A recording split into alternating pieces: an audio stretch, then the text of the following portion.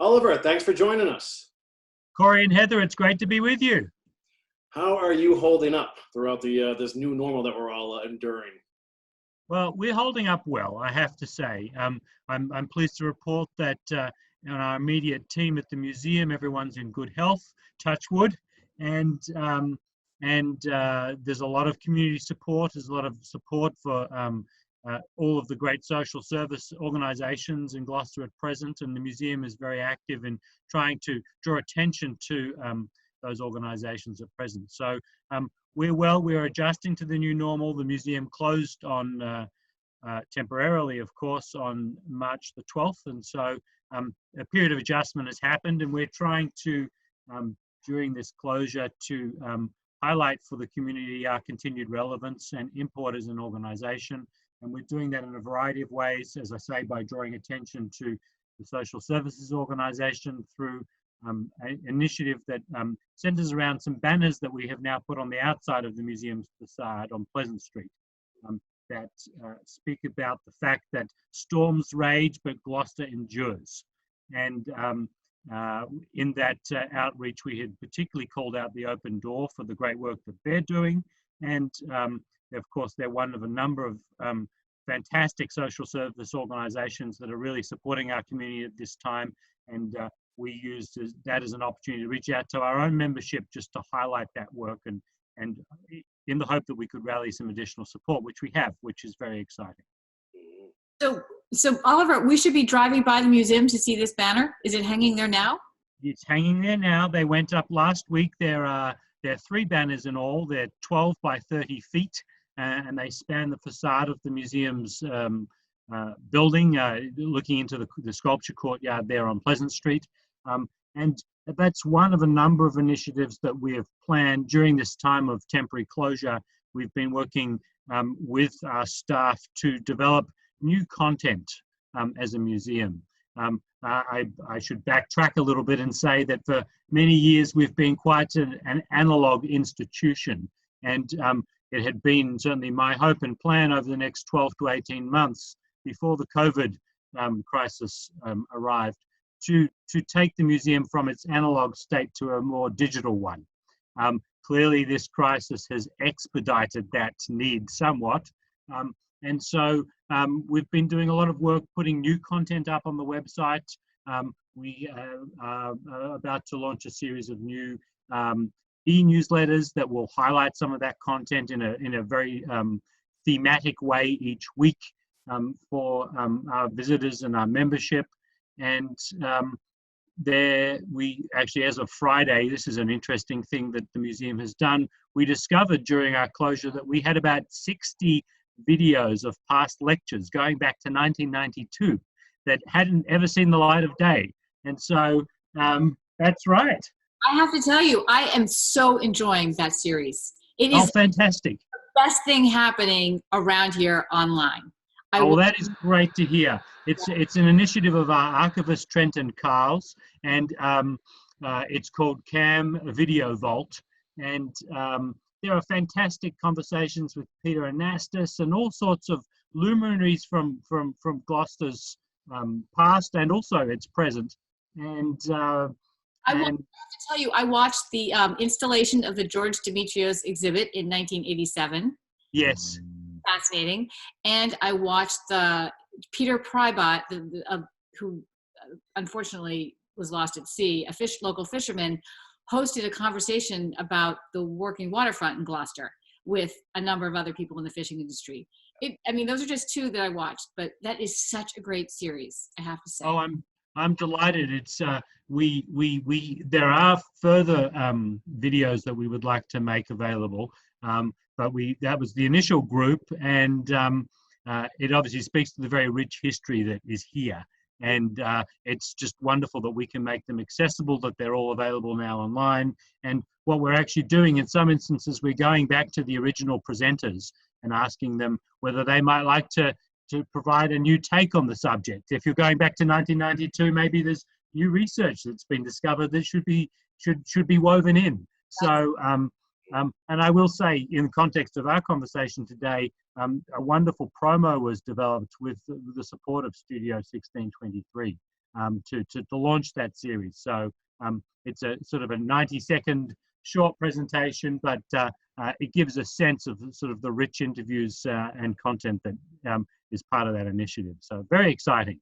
That's great. Yeah. I do want to ask how the operation at the Rotary is going. Is that still in progress? It is still in progress because of social distancing. We did have to put a pause on the work that is taking place there. But we're very excited for this new campus. We're calling it the Cape Ann Museum Green, playing on the idea that, of course, that was Gloucester's original green.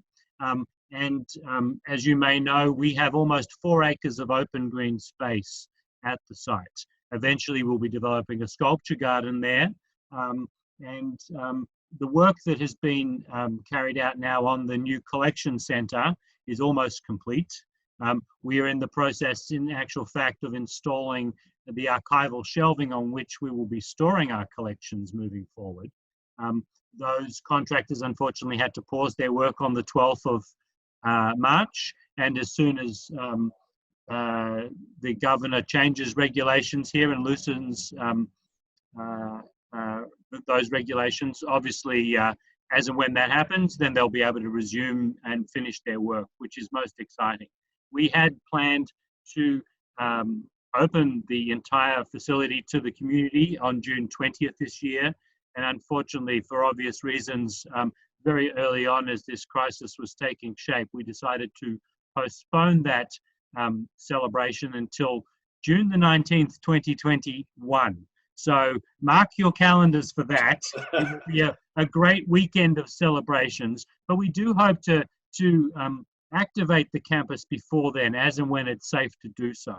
So a good example of that is that I mentioned in passing the work and the support that we are hoping to provide to the Open Door for all the great things they are doing for our community at present. One of those initiatives that they have been spearheading is this portrait initiative. It's a portrait initiative.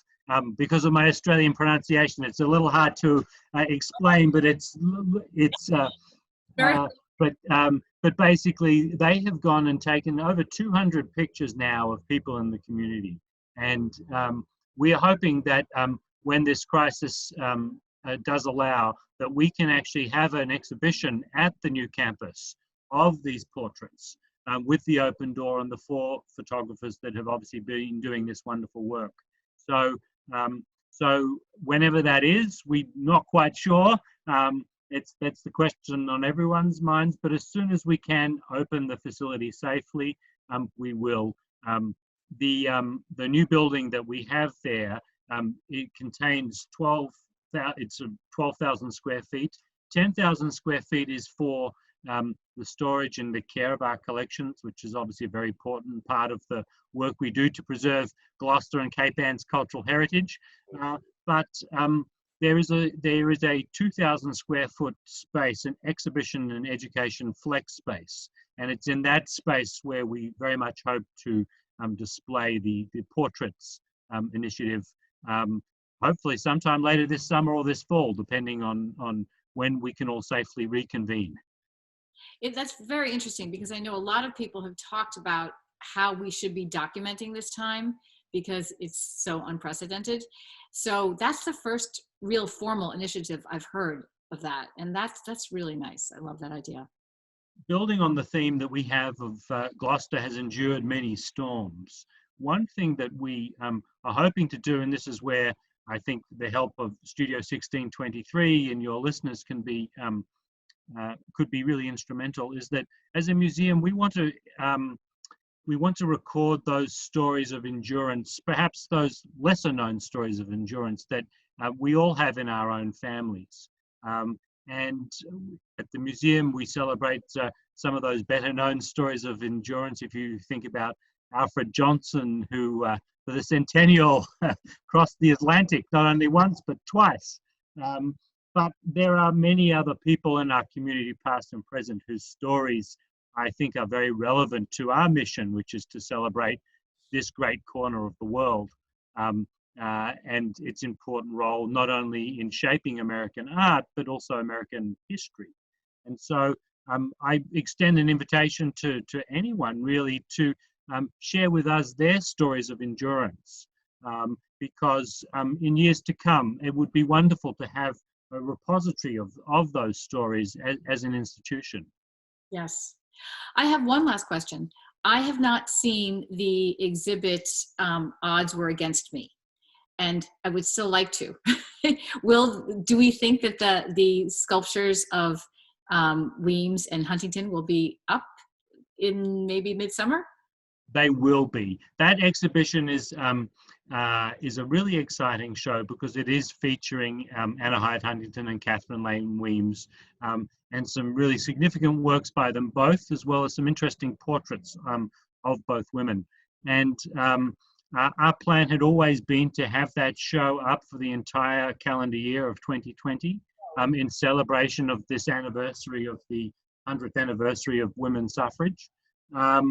And so, yes, that show will certainly be up. And I will say it's an interesting, we're in interesting times. At the moment, at present, on our walls, we also have a wonderful painting of Judith Sargent Murray. And that painting was supposed to go back to its owners, the Terra the Terra Foundation in Chicago, in April. Because of this crisis and the need to avoid all non-essential travel, the foundation actually agreed to extend its loan to us through the fall, which is most exciting. So my hope is, depending on when we reopen, that some of the lenders who have made the Odds Were Against Me exhibition possible will also, in light of this crisis, allow us to extend the show. But it will certainly be up through the end of the year. And one of the things we're working on now is hoping to actually have a curatorial visit, a virtual curatorial visit of the exhibition, so that we can share that more broadly with the public, so that at least it will give them a taste of what's there, and then provide that encouragement to come back when we can safely reopen. And I will be watching. Oh, fantastic. So Oliver, if people want to be more supportive of a KP Museum in the short term, how can they do that? I would encourage anyone to reach out with any ideas that they might have. We are, as I say, looking for people that can share with us their stories, and build on the great repository that we already have as a museum. And please, I would love to hear from people in the community. We want people to know that we're an institution of relevance, and one that's here to support them during this crisis. And we're here to express our solidarity, and very much hope that everyone will come and join us in celebration when we can safely reopen at the museum. Well said. Well, we thank you and the museum for doing all the work you're doing during this time and collecting these stories and all the other work, which is pretty astonishing. And we would love to continue this conversation with you. Let's do that. Thank you both for your time today, and I wish you both well and look forward to connecting again soon. Thanks, Oliver. Be well. Take care. Bye-bye.